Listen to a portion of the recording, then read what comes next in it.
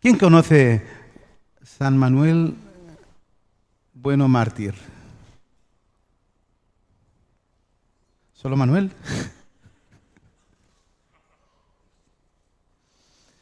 San Manuel Bueno Mártir es un libro de Unamuno, ¿verdad? Miguel de Unamuno. Es uno de los libros más importantes del siglo pasado. Es un libro bien interesante. Es entretenido. Yo lo leí cuando era un poquito más joven. Narra la historia de don Manuel, un sacerdote que era muy amado por su pueblo. Una persona preciosa a los ojos de los demás, sobre todo en su capacidad de servir. Él siempre estaba tratando de servir a la gente, ayudar a la gente. Lo que esta sociedad llamaría una persona buena en esencia, ¿verdad? Todos le admiraban e imitaban su fe con sus mayores esfuerzos, porque era un referente. Pero a medida que sigues leyendo, te vas dando cuenta de que algo no funciona. Algo pasa. O sea, de puertas para afuera, todo es muy bonito. Pero la realidad de este hombre no era tan bonita. Había una oscuridad ahí. Él vivía una crisis tremenda y perpetua de fe. Y esto le llevaba al principio a dudar, al final a negar al Dios al cual decía servir. Y dudaba de igual forma de su vida eterna, de que después de la muerte hubiera vida. Y ahí encontramos discursos muy interesantes sobre sus razonamientos. Lo curioso es que a pesar de sus fuertes dudas, no deja de hacer lo único que le llena hacer, que es ayudar a los demás, desvivirse por ayudar al prójimo y dar esperanza y consuelo en un Dios en el que él realmente no creía. Interesante, ¿no? Sus pensamientos y conversaciones con su amiga y confidente Ángela llega a cuestionar la naturaleza de la religión y pasa a afirmar que a pesar de ser infundada y falsa, la religión es necesaria porque ayuda a vivir mejor en medio de un mundo demasiado complicado. Todos hemos escuchado, ¿no? La religión es el opio para el pueblo, ¿no? Es como una especie de cauterizante del dolor para que la vida sea menos dura, más llevadera, ¿no? Finalmente, don Manuel termina muriendo por el bien de la comunidad, intentando así dar consuelo y esperanza de algo que para él no existe. Una vida curiosa. Impresionante, ¿no? La vida de este personaje. Pero menos mal que es de ficción, porque esto no existe, ¿no? ¿O qué? No puede existir, ¿no? Alguien como don Manuel Bueno Mártir, ¿o puede existir? Tenemos a alguien verdaderamente religioso, pero absolutamente perdido en lo que afirma. Y yo me pregunto, ¿realmente tiene que ser así? ¿No hay otra opción para este hombre? ¿Va a tener que vivir siempre un engaño? Yo mismo recuerdo cuando este mismo libro me hablaba, ¿no? Me leía, yo recuerdo sobre mi propia necedad, ¿no? Que yo estaba convencido y trataba de convencer a mis hermanos ya cristianos de lo necio y de la ausencia de verdad en el creer en esta fe que tanto decís todos que tenéis. Cuando yo me acuerdo de esto, estaba convencido de que, porque yo veía la bendición del Señor en mi casa, yo veía que mi mujer era mujer de un solo hombre, mi padre. No, y de una sola mujer. No podía hacer peor esto. No, yo veía principios buenos, ¿no? Pues mi madre quería y educaba a sus hijos, yo también, con unos valores buenos. Yo veía que el cristianismo era bueno, pero como una herramienta más, ¿no? No tiene más. ¿Quién iba a creer? ¿Quién se iba a creer la historia esta de que un Dios se hace hombre y vive súper bien y luego se muere y resucita? ¿Y qué me estás contando? A mí lo que me importan son otras historias. Si es verdad o si esto es verdad o no es verdad, pues es que tampoco me importaba si era verdad o no. Me importaban, no sé, me importaba en aquel momento el coche, o yo qué sé, o no sé, o las chicas, supongo, no me acuerdo. Además, a mí, que me dejen tranquilo esta gente, que siempre están con lo mismo, decía yo, ¿no? Que no necesito ser, ¿quién me va a perdonar a mí? ¿Y tú? Dedícate y déjame tranquilo, ¿no? Que yo no necesito, ¿qué necesidad tengo yo de ese Jesús para ser perdonado, ¿no? Tampoco soy tan malo, ¿no? De hecho, si me comparo con el resto, estoy bastante... ¿No? Este era mi argumento, pobre necio. Pero en fin, ¿qué más da si es o no verdad aquello en lo que fundamentas tu vida? ¿Sí funciona? ¿O sí que da? A ver, me he apuntado una nota aquí. Vivir una mentira puede engañarte haciéndote pensar que vives mejor. Vivir verdad te hace vivir bien si vives en base a lo único que es verdad, es Cristo. ¿Sí? Bien, vamos a ver qué nos dice el texto de hoy. De entrada tengo que decir que es un texto duro, uno de los más duros, según algunos teólogos, por lo menos así afirman, ¿no? Así que me hacéis el favor de no cargaros al mensajero. Vamos a Hebreos, capítulo 6, versículos del 6 al 8. Seguimos con esta serie, Hebreos. Vamos a estar ahí anclados. Quiero que vayáis, todo lo que voy a decir evidentemente va a ser en base a este texto, así que vais viendo, vais relacionando el texto con lo que vamos diciendo. Así aprenderemos, el Espíritu lo va a llevar a lo más profundo de nuestro ser y así nuestro corazón va a ser cambiado y seremos santificados y luego daremos mayor gloria a Dios. Así es como funciona, ¿no? El objetivo es ese. Dice Hebreos capítulo 6 del 4 al 8. Dice, porque es imposible que los que una vez iluminados y gustaron del don celestial y fueron hechos partícipes del Espíritu Santo y asimismo guardaron de la buena palabra de Dios y los poderes del siglo venidero y recayeron, sean otra vez renovados para arrepentimiento, crucificando de nuevo para sí mismos al Hijo de Dios y exponiéndole a vituperio. Porque la tierra que bebe la lluvia, que muchas veces cae sobre ella y produce hierba provechosa a aquellos por los cuales es labrada, recibe bendición de Dios. Pero la que produce espinos y abrojos es reprobada, está próxima a ser maldecida y su fin es el de ser quemada.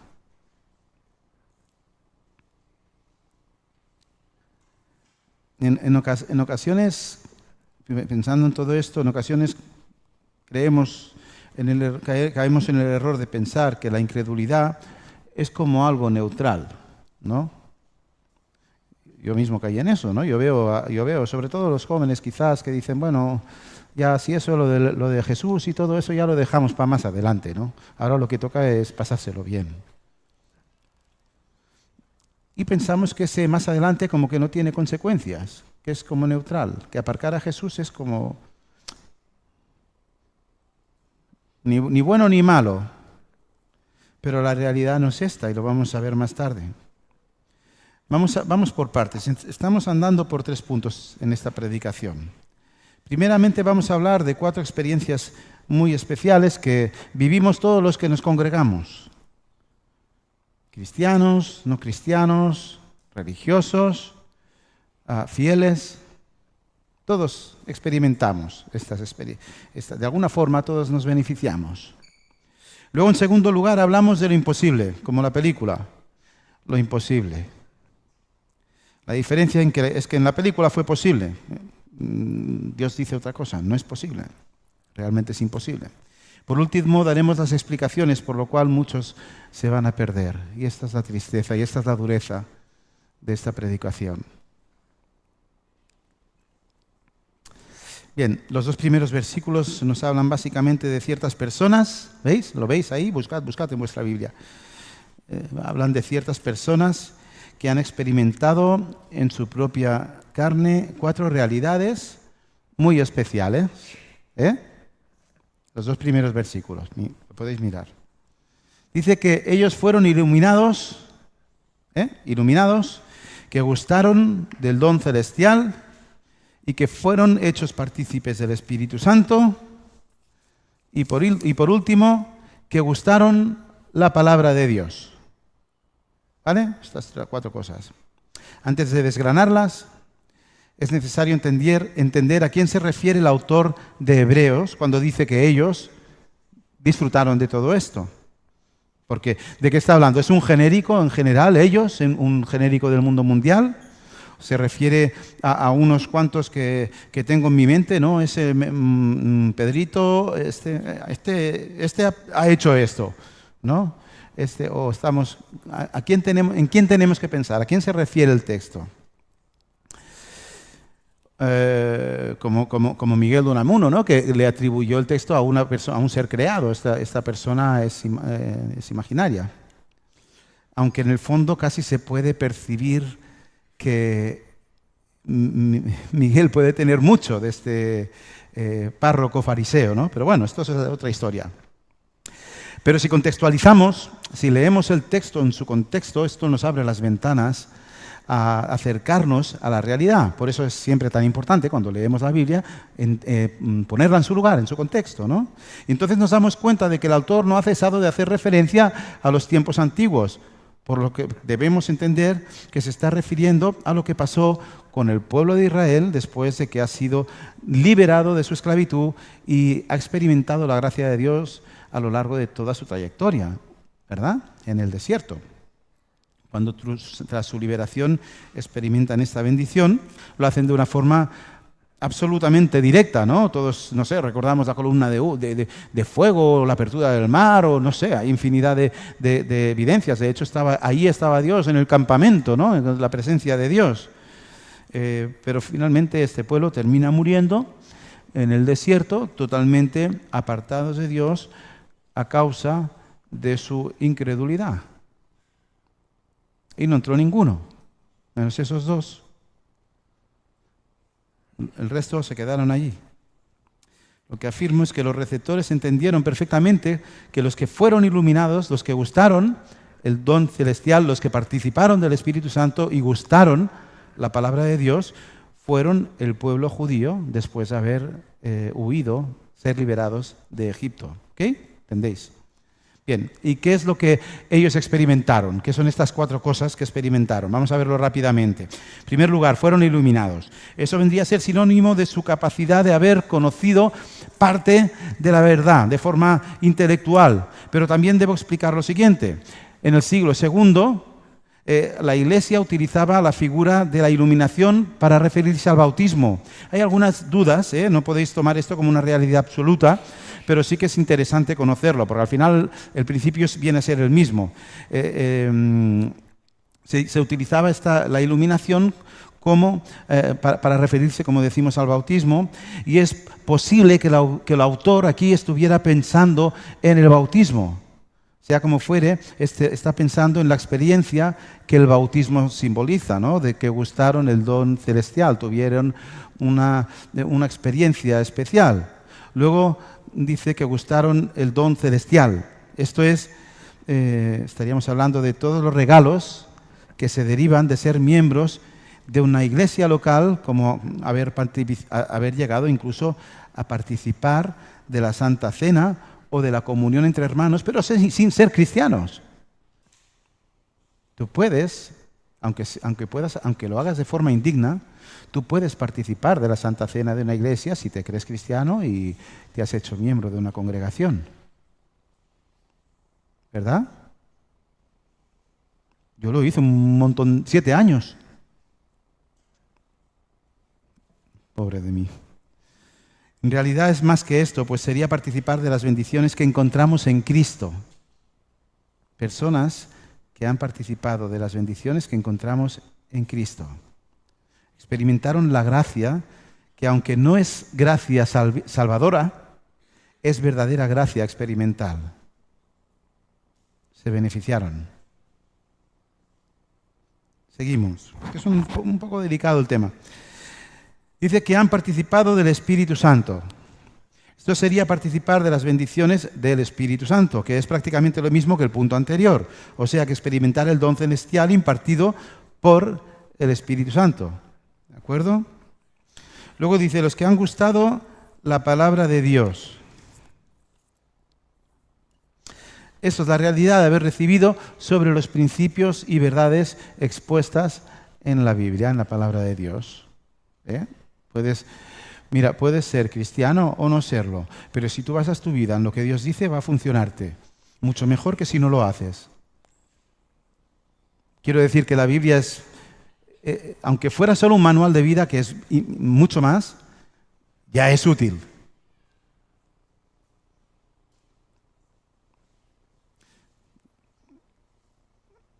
Bien.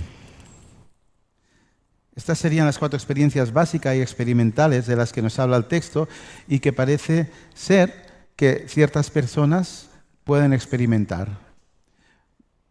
Así pues hablamos de personas que han degustado de alguna forma el Evangelio y que han llegado incluso a bautizarse como consecuencia de ello.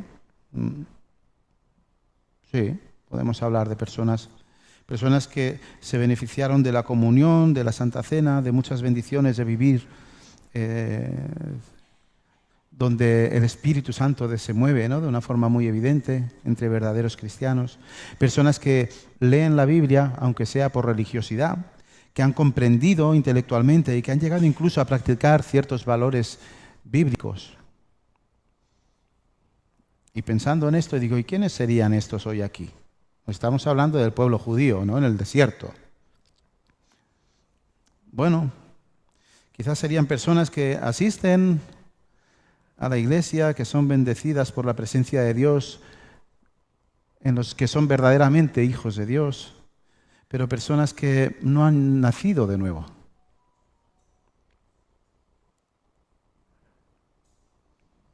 Aquí hay como un paraguas precioso que cubre al pueblo de Dios, pero hay otros que no lo son. La Biblia hace mucho énfasis y Hebreos nos está machacando, en este sentido. Hombre, Gaby, pastor, que yo vengo todos los domingos, que yo soy de los del culto de oración, que yo todos los miércoles como un clavo aquí.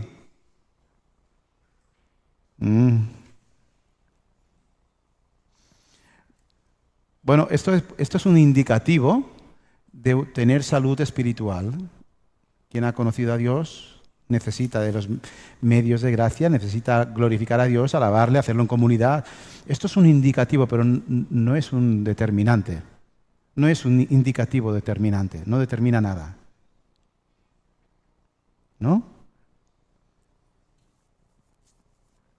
Hombre, pero es que yo tomo la Santa Cena,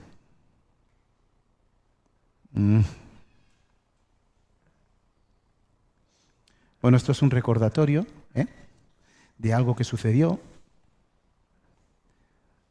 que no tiene tanto que ver contigo y con lo que tú hagas, que tiene que ver más con Cristo y con lo que Él ya hizo, ¿no? Y que puede haberse aplicado o no a tu vida. Es otro indicativo, pero no es determinante. Pero entonces hay otro argumento que este sí que vale. El último es aplastante. Yo me he bautizado. Yo lo he hecho, de aquí para el cielo. Estoy bautizado, ya pots dir el que vulguis. A mí me gusta mucho preguntar el testimonio a las personas. Y a veces he preguntado el testimonio y las personas me han contado su bautismo. Digo, no. No te he preguntado, porque al final el bautismo es una escenificación, un recordatorio de algo que sucedió. No te pregunto por la escenificación, te pregunto dónde está la carne. ¿Dónde está la carne? ¿Cuándo pasó? ¿No? Ah, no, esto no. Pero mi bautismo fue tan emocionante. Es que ahí estaba el Espíritu, llorando allí un montón de gente.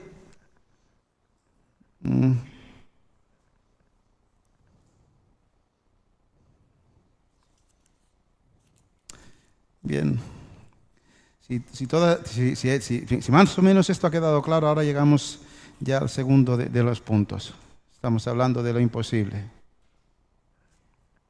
Afirma el texto que aun si alguno de estos ha llegado a experimentar estas realidades de una forma sincera en sus vidas, porque puede experimentar hasta cierto punto las bendiciones del Señor, pero en cuestión, después de experimentarlo, ha caído, ha desaparecido, se ha marchado, dice que es imposible, es imposible que se salve. Vaya tela, ¿eh? Y además no es imposible que se salve, no solamente eso, sino que es imposible que haya una segunda oportunidad.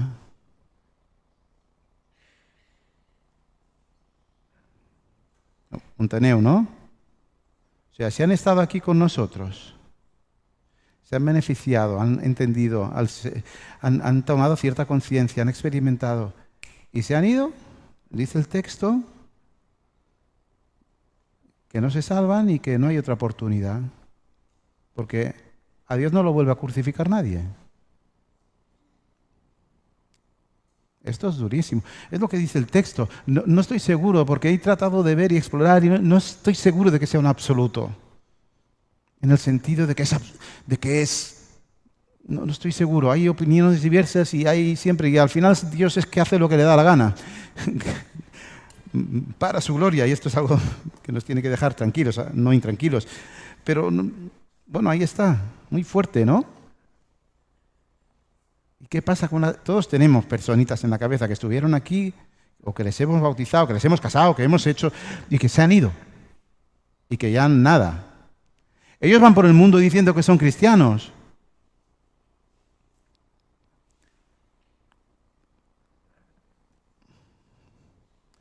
La palabra en cuestión es la que encontramos en el principio del versículo 6. Los que tras experimentar recayeron. ¿Qué significa esto? ¿Qué es este recaer? Este recaer significa perder, la definición sería perder un estado de forma prolongada. Perder un estado de forma...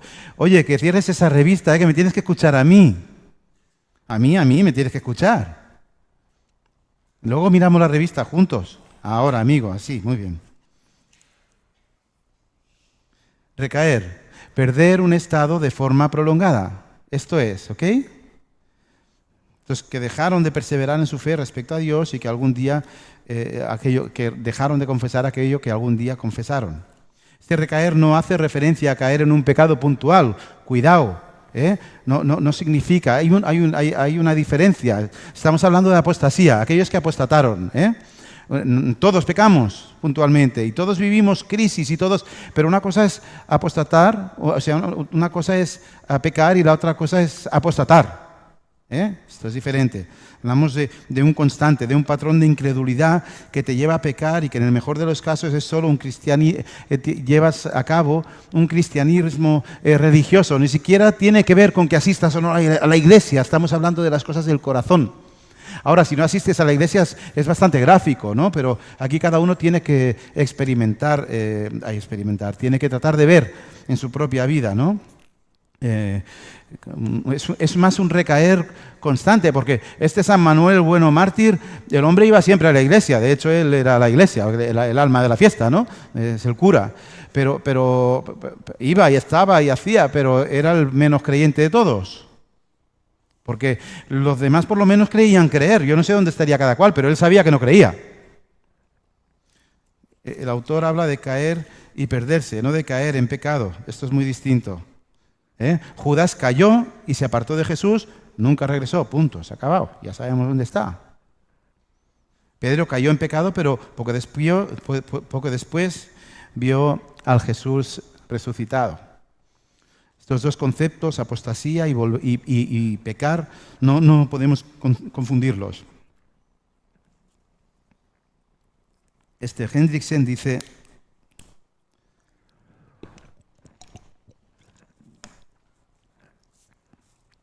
afirma Hendriksen que la apostasía, dice, no acontece de un modo repentino e inesperado. Es más bien parte de un proceso gradual, una declinación que lleva de la incredulidad a la desobediencia y a la apostasía. Y cuando llegan la caída y el apartarse de la fe, estas llevan al endurecimiento de corazón y a la imposibilidad de arrepentimiento. Son aquellos que se apartan y que lo intentan, pero no, al final no hay madera. Oye, yo intento ya, pero no hay madera, no hay madera.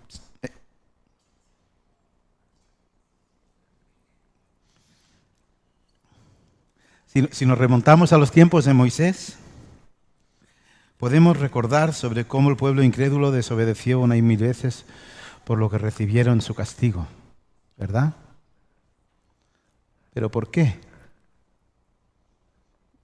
El castigo es que es tremendo para aquellos que se apartaron. ¿No? Estamos hablando de un castigo eterno, durísimo. La ausencia de Dios es lo peor que te puede pasar del mundo mundial. El infierno no es una mala trastada, no es un accidente, es lo peor absolutamente de todo lo que te pueda pasar durante siempre. ¿Cuál es la razón por la que finalmente ellos, que estuvieron tan cerca, terminaran muriendo, ¿no? Yo digo, ¿no? Qué petardos, no sé, yo lo hubiera hecho mejor. Dios estaba ahí, la presencia, todo. Pasaban cosas muy evidentes, ¿no? Bueno, pues ahora entramos en el tercer punto. Este es el último. Ahora hablamos de las razones por las que muchos se perderán, por las que muchos ya se perdieron.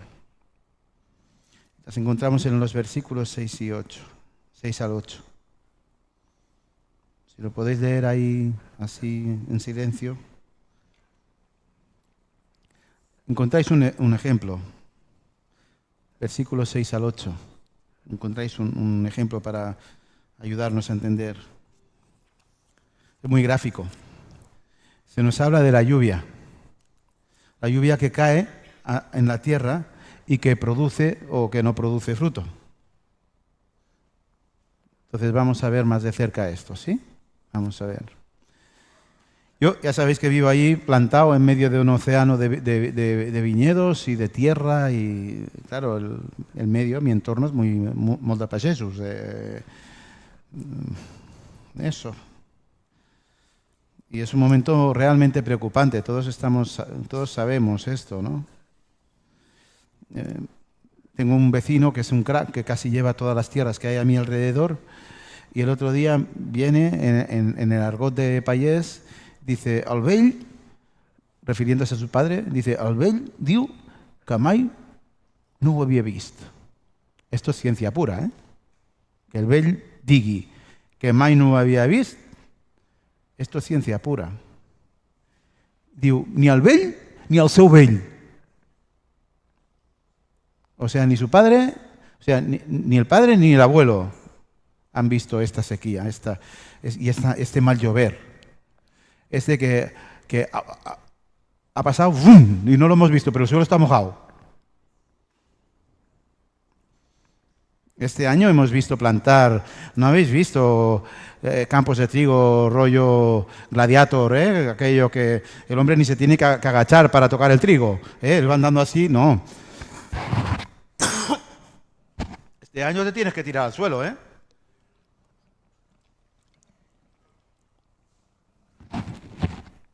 Y si lo ves así, de lado, ves trigo, pero como lo mires por encima está pelat. Los payeses han cultivado, han labrado, han hecho toda la feina, pero no han cosechado. Lo han dejado morir. Es más caro cosechar que recoger la miseria de cereales. Especialmente aquí en el Penedés ha sido catastrófico. Quizás ahora que tanta falta nos hace el agua, vamos a tener mayor necesidad de dejar de mirarnos el ombligo y esperar. ¿Esperar qué? Esperar.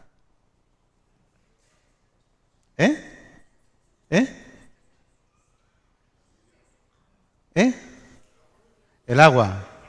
Pero en términos espirituales, esperar empieza por B. Bendición. Esperar bendición. La lluvia en la palabra es sinónimo de bendición, ¿verdad? Esto es lo que deseamos, lo que necesitamos, constantemente necesitamos bendición. La tierra necesita beber de la bendición que viene de lo alto. Qué gráfico, ¿no? Qué casualidad que venga del cielo el agua, ¿no? Mi cachis.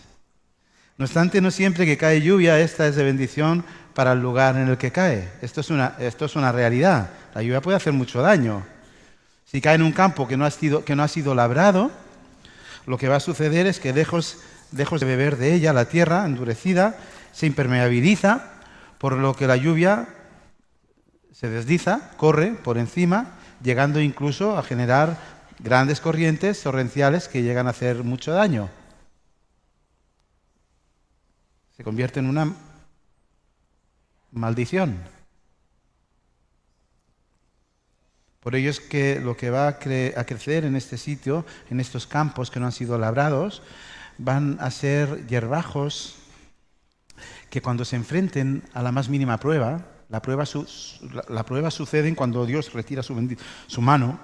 Entonces viene lo que es la vida normal sin Dios y vienen las pruebas, ¿no? Cuando esto sucede, ahí esa hierba con que no tiene raíz, porque no ha podido profundizar, porque no estaba labrada, pues vienen 2 días de sol y ¡pum!, se quema. Es que no necesitas ni mechero, se quema solita. ¿Entiendes el cuento de estos versículos? ¿La historia? En esta historia lo que encontramos es una enseñanza buenísima. Pues más allá de cuestionarnos sobre nuestra propia fe, que también, el principal objetivo es a ocuparnos de la parte que nos toca. ¿Cuál es? Labrar la tierra. Hacerla esponjosa. ¿Sabéis que cuando yo me enteré no hace tanto?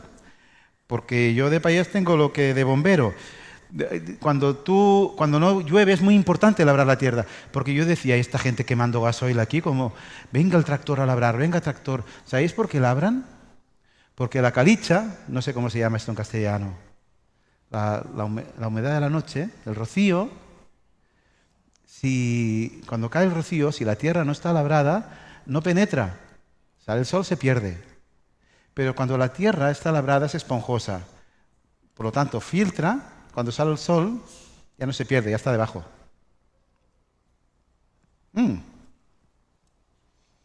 Entonces tenemos que labrar. La tierra. ¿La tierra qué es la tierra? Está arriba a la izquierda. Corazón.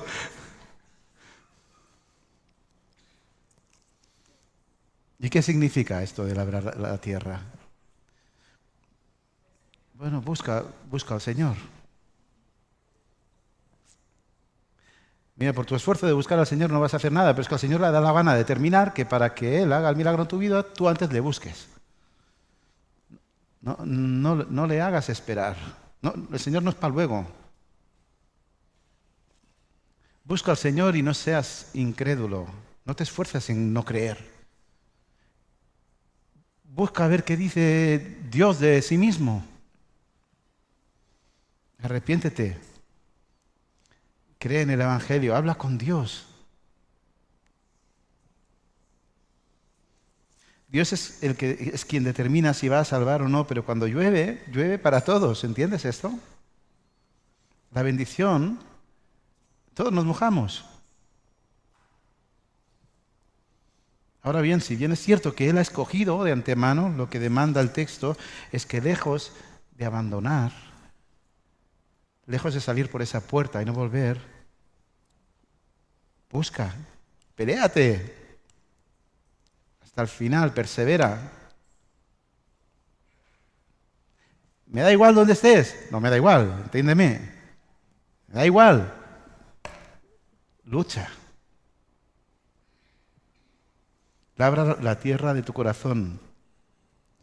Sigue, si no eres un verdadero cristiano, da igual, ven aquí, ven, escucha, lee.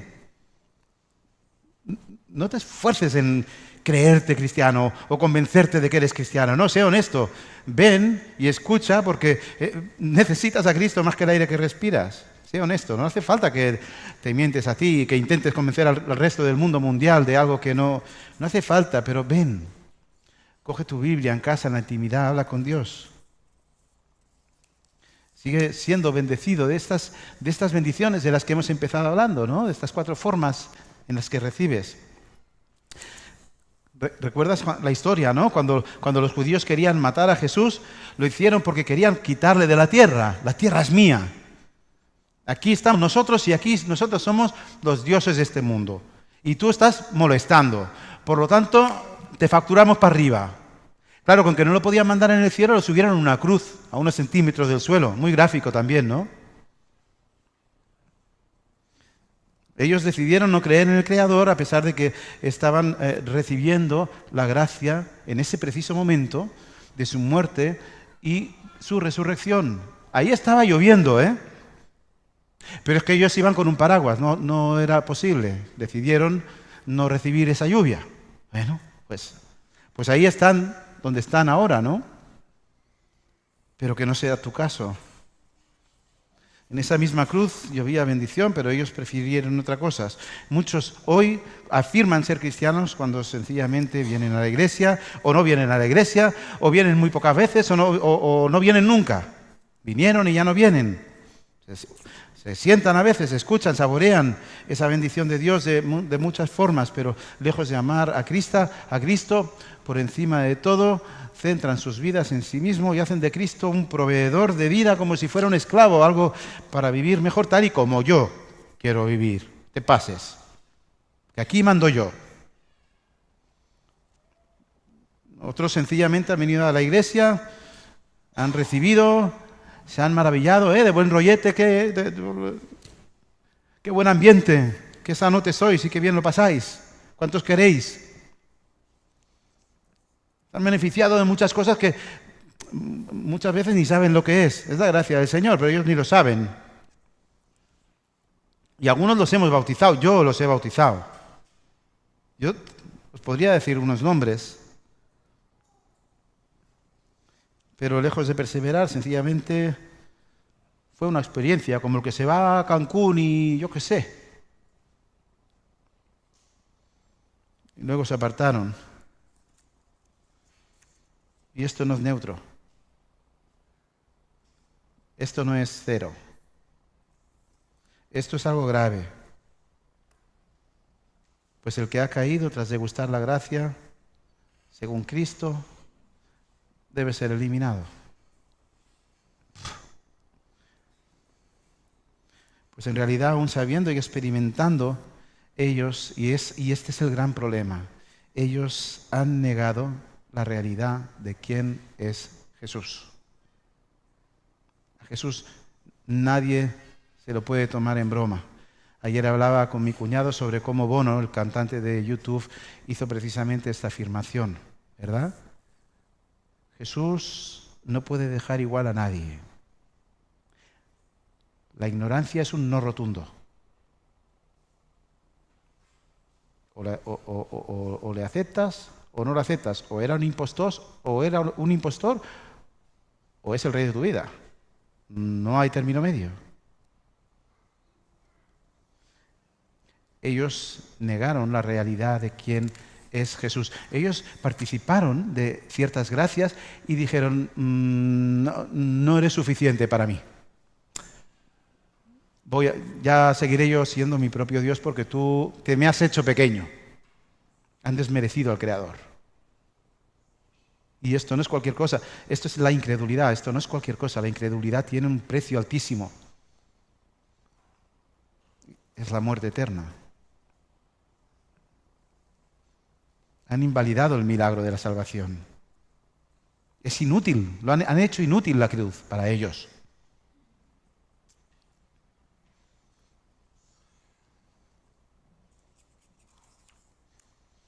Es algo curioso, ¿verdad?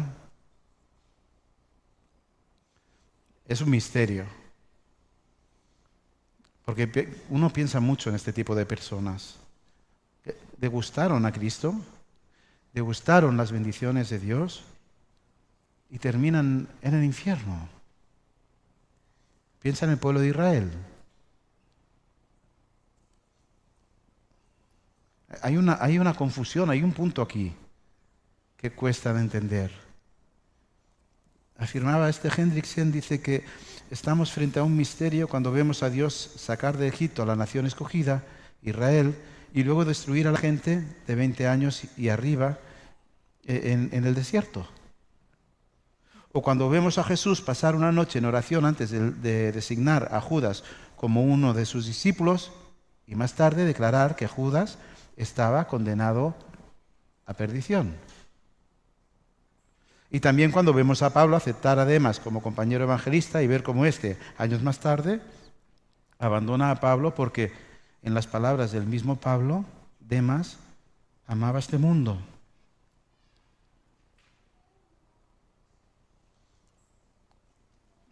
Yo recuerdo un miembro de esta iglesia del que yo decía, lo ha entendido, este es, glorioso Señor, este es un verdadero hijo. Sí, él no lo entiendo, hay una contradicción, su vida ha hecho... ¿Qué ha pasado? ¿Es que no funciona?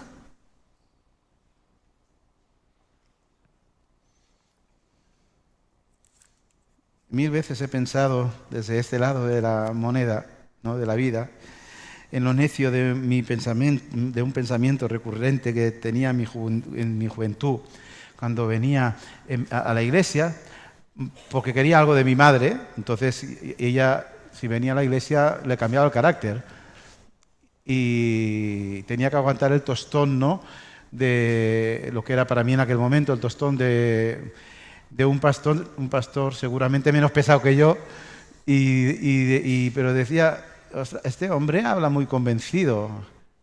¿Será posible que se lo crea? Pensaba yo. Vale, es que parece que está convencido el tío y parece que se lo cree. Pensaba, ¿será posible que la manzana, Adán y Eva, pero ¿dónde vas? La creación, el pueblo, que si milagros, que si la sangre de Cristo y estas cosas. ¿Será posible?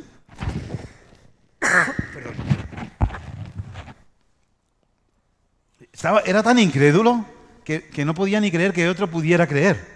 Pensaba que todos sabíamos, o sea, que todos vosotros, como si todos vosotros supierais perfectamente que todo es mentira, pero estamos bien.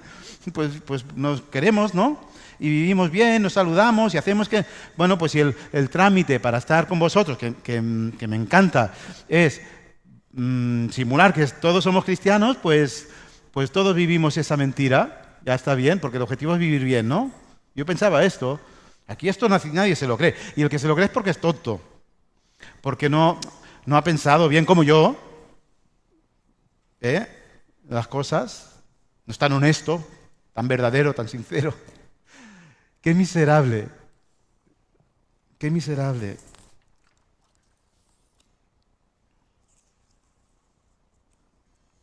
¿Será posible? ¿Acaso es que fueron salvos y luego dejaron de serlo? No nos confundamos. Eso es lo que estuvieron con nosotros, pero nunca fueron de nosotros. Meditando mucho en esto, he llegado a... quiero explicarlo de una forma más sencilla. En el camino de la conversión no siempre sucede todo en un momento clave, espectacular, que ¡pam!, sale el arco iris y un elefante rosa y cohetes de la conversión y un festival de... No siempre es así esto. Dios determina cuando entra en tu corazón de la forma en la que hace, pero en la mayoría de conversiones que he podido escuchar o que entiendo que, Dios trabaja de forma personal, esto es la base, y lo hace de forma independiente, pero yo creo que podemos hablar de un proceso en el que Dios nos muestra, nos deja ver primero, nos abre un entendimiento, ¿no? Nos permite acercarnos un poquito a su realidad, pone una voluntad de empezar a buscarle, pone las personas adecuadas, ¿no? Nos acercamos a su pueblo y recibimos bendición. Porque recibimos bendición porque cuando llueve en la iglesia llueve para todos. Tenemos el privilegio de congregarnos, de tener una comunión, porque nos queremos, porque yo os quiero, no es hipocresía. ¿Me queréis? Lo he visto con los 2 millones de mensajes que me habéis mandado ayer. Nos queremos de verdad. Y la gente esto lo ve, y lo practica, lo experimenta. Y practicamos los sacramentos, llegamos a bautizarnos. Yo mismo hasta prediqué antes de ser converso, creyéndome. Pero hoy Dios te dice de que nada de todo esto, ninguna de estas experiencias o prácticas te ha salvado. Dios trabaja previo a tu conversión, pueden pasar cosas, pero nada de todo esto salva. Quien salva es Él. Aquí lo que cuenta no es lo que hiciste, ni cómo has decidido vivir tu vida, y ni siquiera cómo estás viviendo tu vida, ni siquiera cuentan tus experiencias. O cómo tú gestionas tus experiencias, cómo las entiendes, cómo las procesas. No, aquí lo que importa es lo que Dios hace.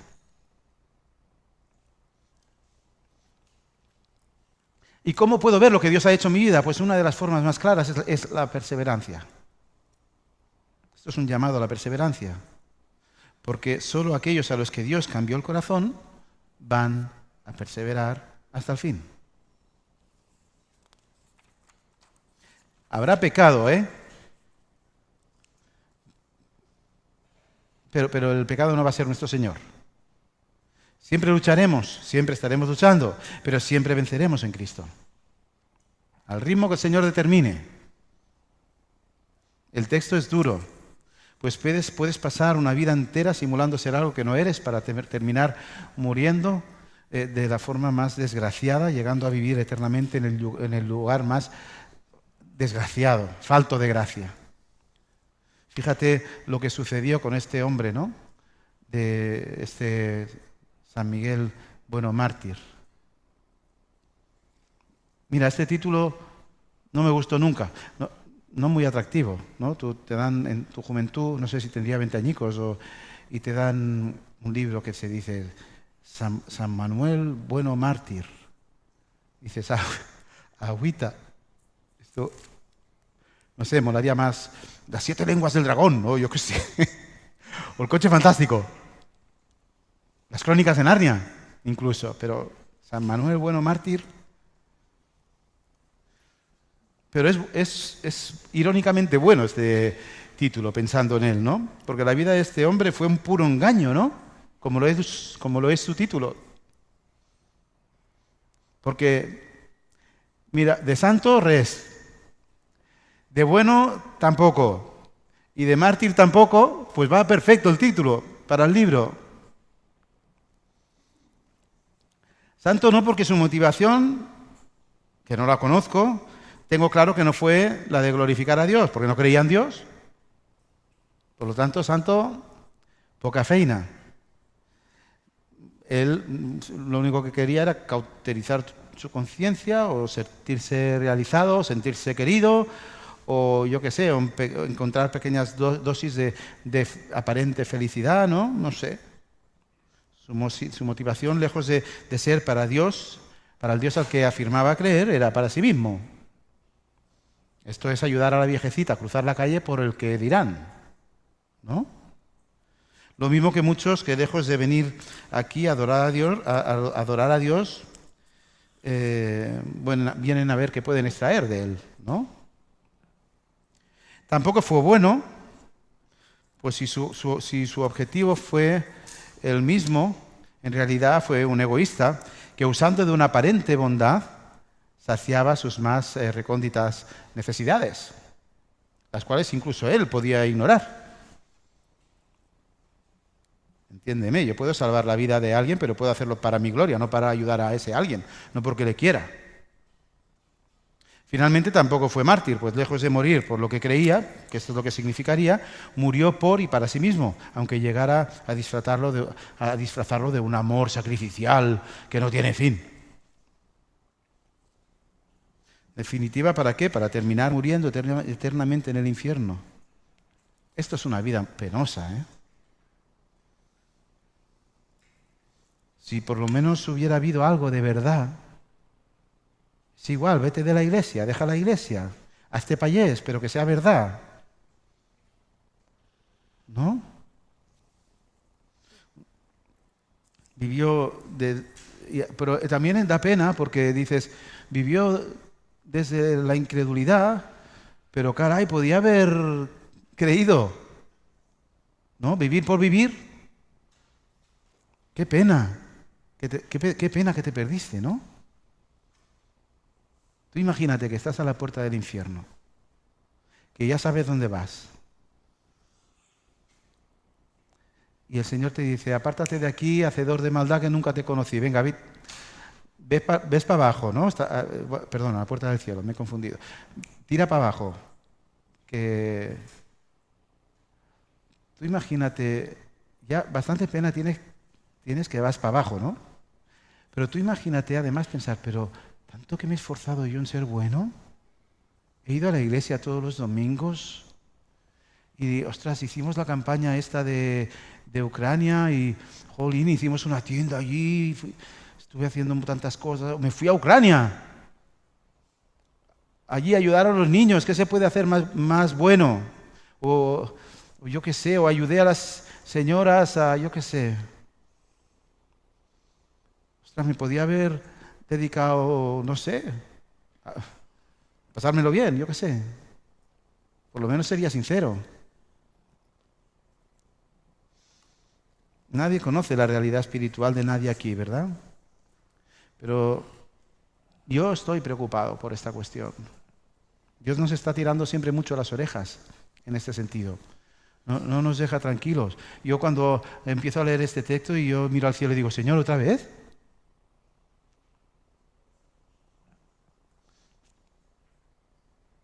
Pero también creo que hay algunos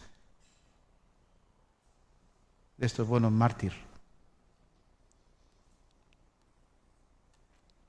Sí, esto me rompe el corazón. Personas que simulando hechos, siendo receptores de cierta gracia, no llegan a salvarle. Personas que no veo una implicación en lo que Dios está haciendo a través de la plataforma de la iglesia, que están estáticos, que no hay una santidad, un proceso de santificación. Personas neutras. Ese cero tan peligroso del que hemos hablado. Y ya no te digo de los que no están.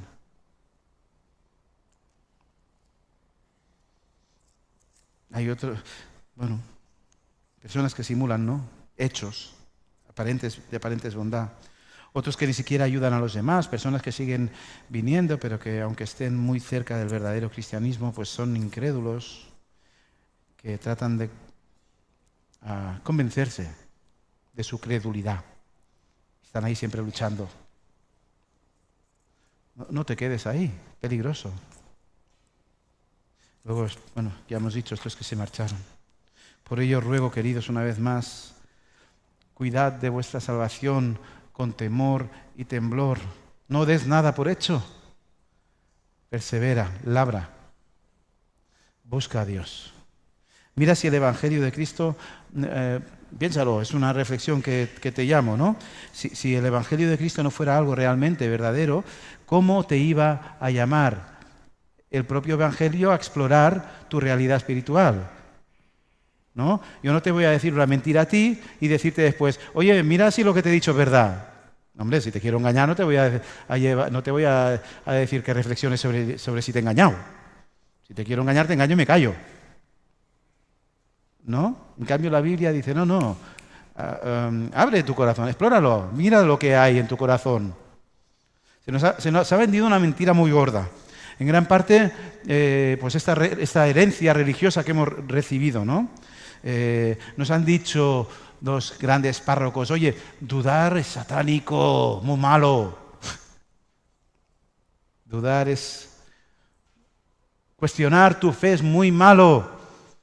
Te va a llevar a la perdición. Es pecado. No puedes... No, si tienes un pensamiento de que quizás no estás bien con el Señor, o posiblemente ni estás... No, esto es fatal, ¿no? Sácalo de tu mente. Muy segura tiene que estar la Biblia para decir, no, vamos a explorar con la Biblia, vamos a sentarnos, habla con tu pastor. Díselo. No pasa nada. Si aquí no estamos para los conversos, y nosotros ya de aquí al cielo, si estamos para los que no lo sois.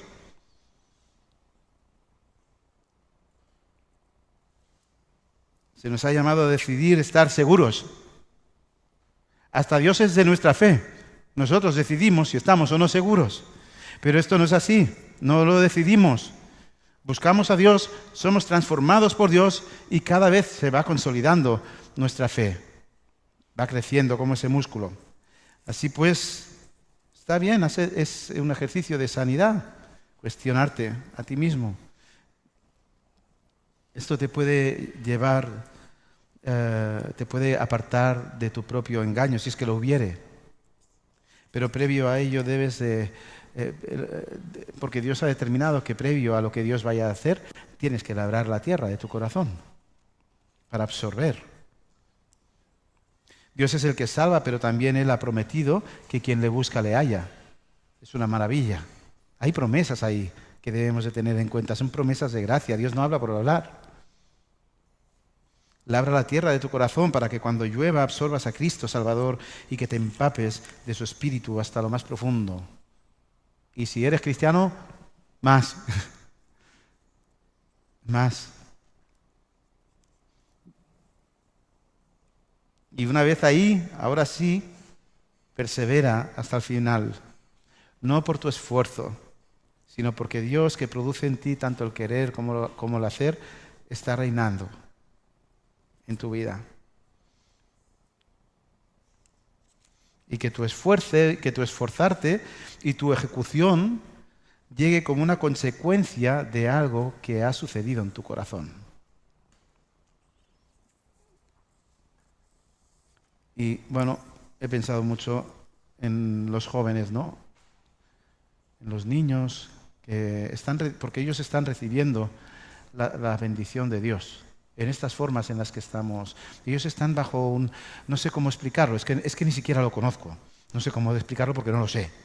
Es como un paraguas del Señor, del pueblo del Señor. Ellos están beneficiando de las bendiciones de Dios, sin ser de Dios. Pero en cierta forma, no soy presbiteriano, pero en cierta forma se están beneficiando. No se es casi cristiano, o se es cristiano no se es, esto está claro, pero hay una bendición para los hijos. Dios bendice a los hijos inconversos a través de sus hijos conversos. Y cuando pienso en vosotros, en los jóvenes, en els nens, cuando pienso en els nens, i jo tremolo, perquè no s'ha de ser gran per tenir el Senyor. No s'ha de ser gran, Déu no ha dit que s'ha de ser gran. Però jo tremolo perquè esteu rebent i tremolo de que no marxeu, de que no us separeu, de que no decidiu en algun moment dir jo no vull res de tot això. Perquè el Senyor diu que si te'n vas no tornes. Esteu degustant la gràcia, partíceps de la benedicció del Senyor.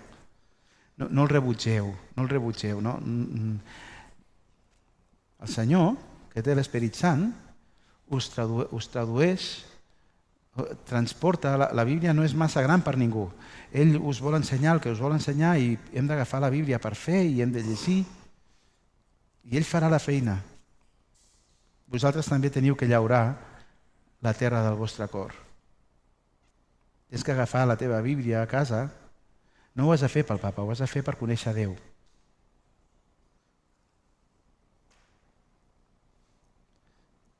Vuestra indiferencia no es neutral.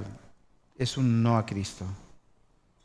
Hay prisa, porque la vida es efímera. No fuera que la vida y el mismo demonio os llevara a amar más las cosas creadas que al Creador. Entonces ya será demasiado tarde porque ya estarás separado, negando así al único Salvador y lanzando tu vida a un lugar donde la absoluta ausencia de gracia más la ira de Dios van a ser un tormento tremendo y eterno. Pero sí, y con esto termino, os quiero decir que si no renunciáis, aunque Dios todavía no haya hecho el milagro en ti, no haya transformado tu corazón, y aunque se lo hayas pedido 1000 veces y todavía no haya ocurrido, si tú no renuncias,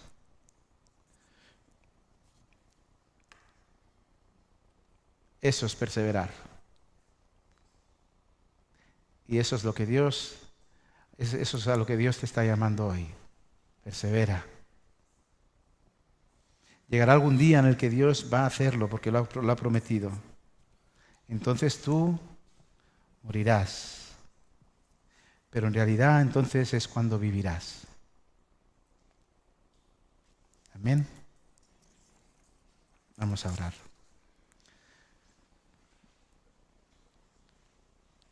Mira, Padre, que nos llevas viendo sobre este tema y es un tema duro, pero claro, entiendo, Señor, estamos en este lado de la vida donde todo es posible, donde aún es posible, donde aún hay tiempo, Señor. Pero por nuestra necedad y nuestra condición de criaturas nos hace pensar que como que tenemos mucho futuro por delante, como si pudiéramos controlar lo que va a pasar dentro de 5 minutos, Señor. Te ruego que nos perdones. Señor, ayúdanos a aprovechar muy bien nuestro tiempo tratando, buscando, labrando, Señor, nuestros corazones, estemos donde estemos. Te ruego, Señor, que pongas en nosotros este querer y este hacer. Pero sobre todo te ruego, Señor, por los inconversos. Me da igual, los religiosos o no religiosos. Señor, abre el entendimiento de aquellos que se creen y que no están. Y también te ruego, Señor, que abras los ojos y el corazón de aquellos que, sabiendo que no están, están aquí recibiendo de tu bendición, Señor. Señor, estar contigo a tu lado es una maravilla. Estar de verdad contigo es una maravilla. Vivir, ser tu hijo, Señor. ¿Cómo puedo explicarlo mejor, Señor? Yo quiero que todos los que estamos aquí vivamos esta maravilla de verdad, Señor. ¿Para qué nos vamos a quedar con otras cosas, Señor? Señora, sé tú haciendo el milagro, que nosotros no podemos. Amén.